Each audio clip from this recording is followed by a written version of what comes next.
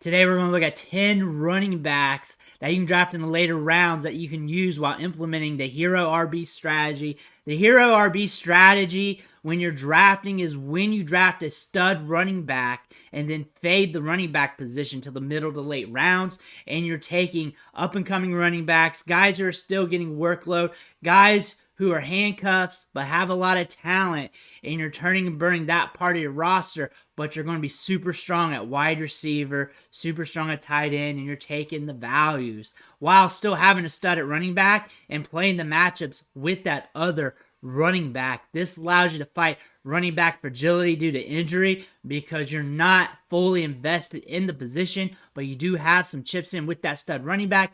And you still have some guys that can really help you win your league, because if any of those guys hit, or if any of those guys get an opportunity due to the starter getting hurt, or they start exceeding expectations, say you drafted a couple of those rookie running backs, you're going to be able to cash in with that full lineup of stud players. But today we're looking at 10 running backs that you can draft in the mid to late rounds of your draft to help you cash in on this strategy. But before you do, click that subscribe button right now. Give it a good tap with the finger on your phone. Click with the mouse. Do that right now. Stop missing out on this content.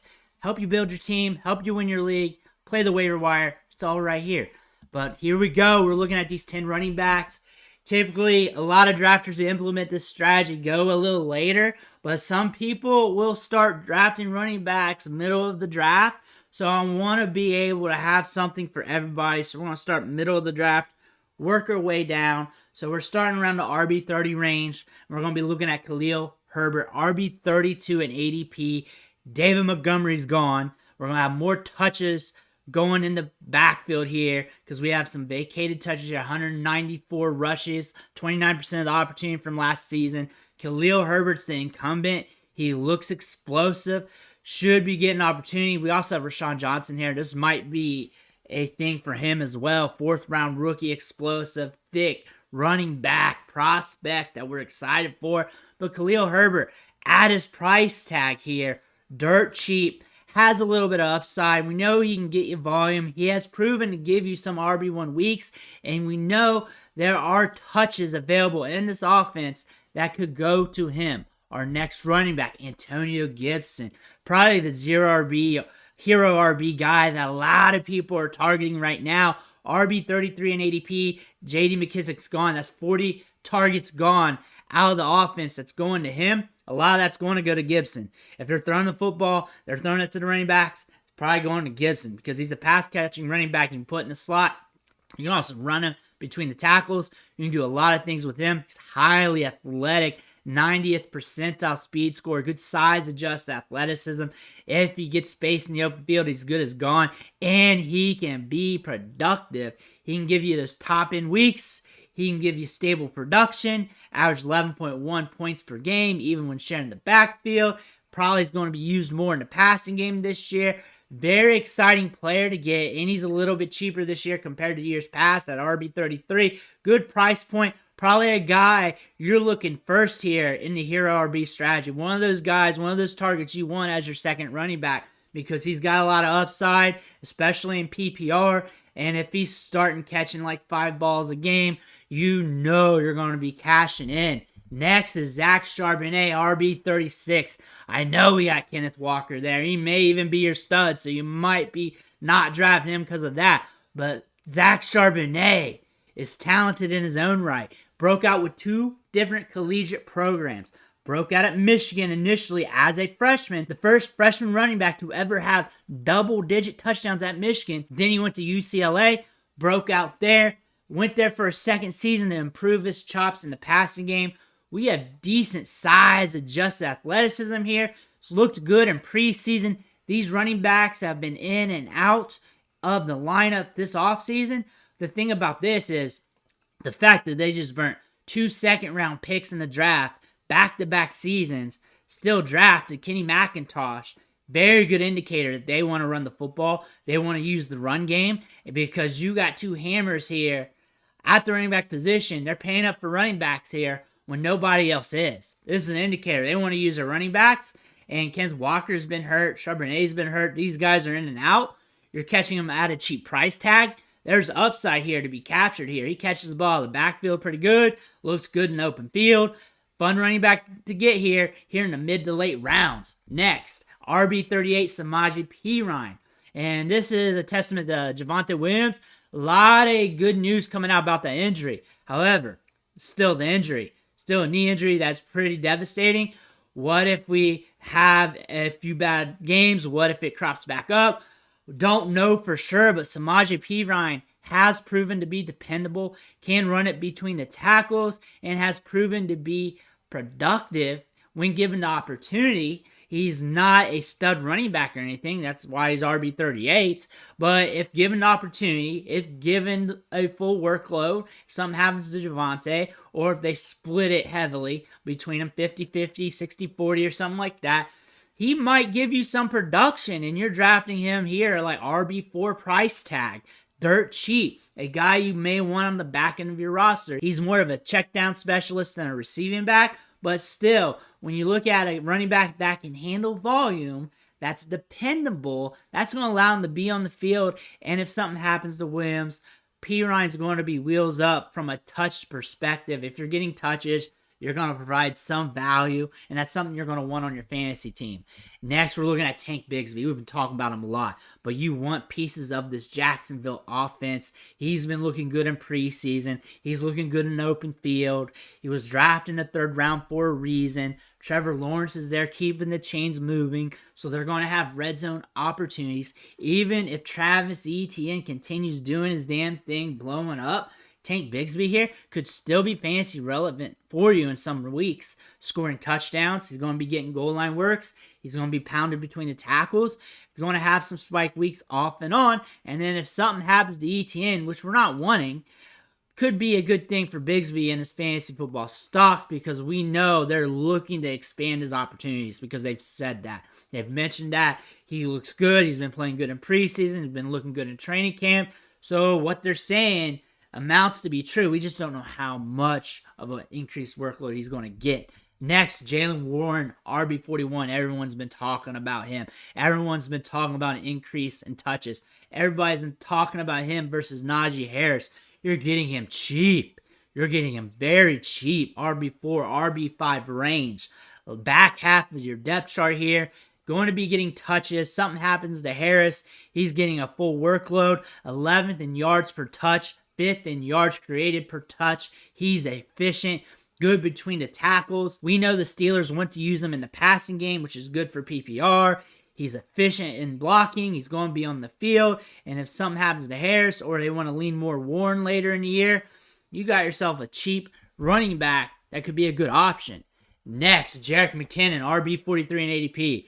He runs a lot of routes. Good for PPR. If you're in standard, stay away.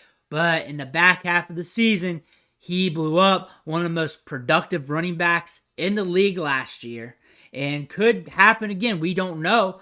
But he's proven to be productive. And he gave us the sign before he broke out last year because he was running a lot of routes.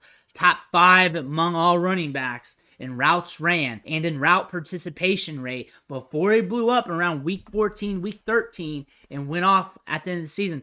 Prior to that year, before that, he went off in the playoffs. He can go off. He's highly athletic. Good size-adjusted athleticism. Moves well in open space. Can catch the ball in the backfield. Smart running back.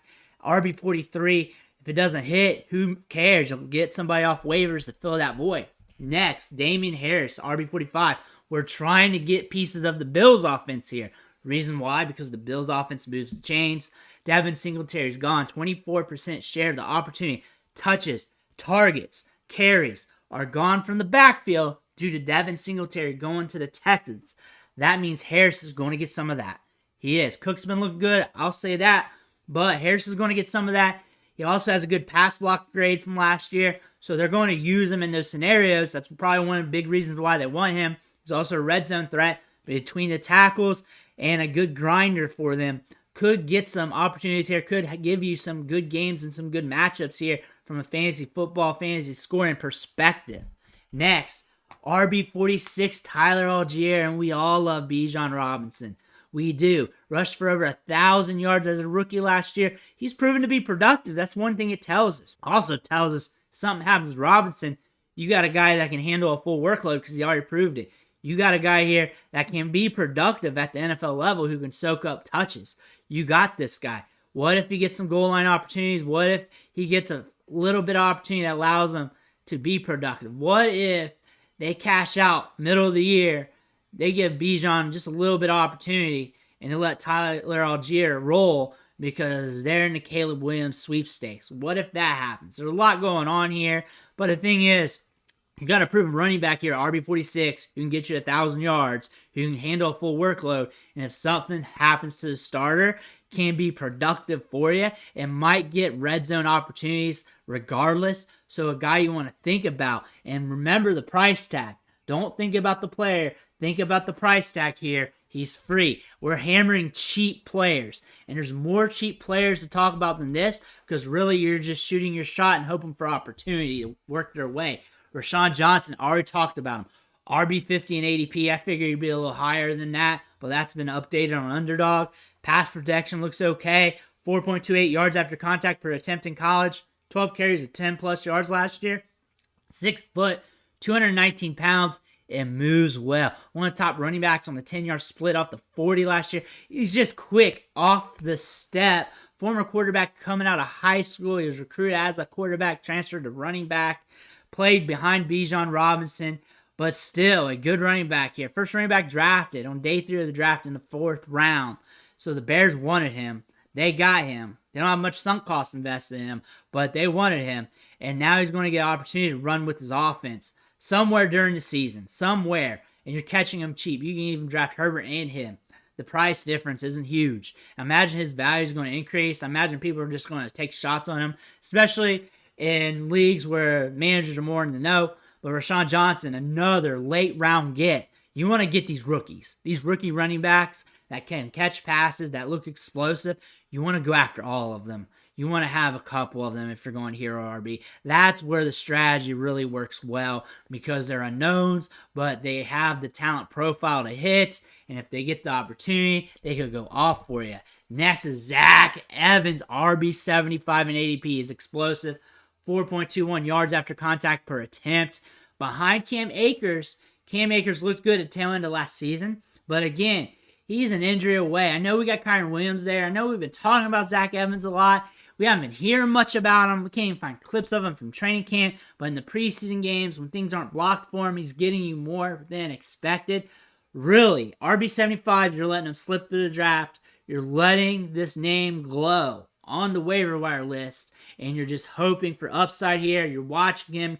You're staying informed. And there's a lot more running backs than this. Honestly, any running back who's RB40, RB50, RB60 that you like, you can go after in this strategy. And you want to go after running backs who are young, a little bit unknown. I'm talking about rookies, second-year guys that we haven't seen much of that could get opportunity, especially if something happens to the depth chart of this team. That could go off. You also want to go after good athletic profiles. The more ambiguous the running back depth chart, the better. So if you don't have a stud running back in front of you and it looks more like a committee, you may want that a little bit more. Because if there's a good, talented, athletic running back, and if something happens to the other running back, or if they just start playing good right out of the gate, you may want that running back. That running back might be popping off. Ambiguous running back depth charts have proven to hit more for fantasy gamers, especially when sharing the workload in a committee, because that talented running back is going to get their opportunity. But the hero RB strategy looks good this year because everyone's trying to get wide receiver early. Running backs are falling. You can get a good stud running back and then hammer the wide receiver spot. If you don't hammer the wide receiver spot early and you're not good or feeling good about wide receiver after like round 5 or so, it might not be looking good for you because the well's going to run dry. Think of that. Running back's a little deeper because you got a lot of committees here and you can work off that. You can get your hero, your anchor, and then move with that. And if a running back falls to you 3rd round, 4th round, 5th round, you can kind of abort the strategy and just run with it. Always take values. Values are important, but we're looking at this subjectively, this is a good strategy to go with, a good template to go with in your drafts, but the Hero RB strategy is a good way to help you win some money. Let me know what you think in the comments below. I'll probably have another video like this. Again, I want to talk about more late round running backs, so if I missed a guy I liked, we're going to run it again. Let me know what you think in the comments, who you're trying to get, though, and maybe I'll do another video with that running back in there. Let me know. Make sure you tap that subscribe button on the way out. Catch you on the next video.